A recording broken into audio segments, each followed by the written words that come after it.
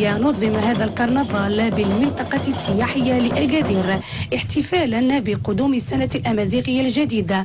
طقوس وخصوصيات يجسدها طبق خاص يختزل ضمن مكوناته ارتباط هذه القبائل بالأرض، وهو طبق تاغولا.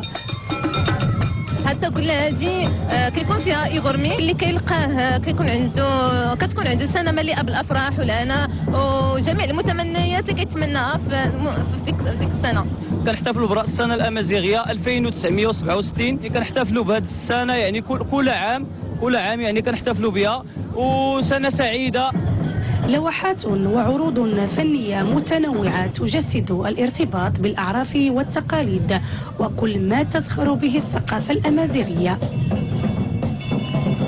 بالنسبه للكرنفال يعني فيه واحد العدد ديال يعني واحد العمق ثقافي في الثقافه الامازيغيه. كاين بريانو، كاين بالغنجه، كاين بوجلود، كاينين بزاف الاغاني الاطفال والانشوده ديال الطفل. طئنا ايضا الى اننا نشاركوا فيه مجموعه من الفقرات ومجموعه من اللوحات اللي كتعبر على الغنى ديال الثقافه المغربيه عموما والثقافه الامازيغيه بالخصوص. احتفاليه تروم التعريف اكثر بالخصوصيات الثقافيه والاجتماعيه والتراثيه الامازيغيه وما تحمله من طقوس تشكل جزءا من الموروث الامازيغي الاصيل.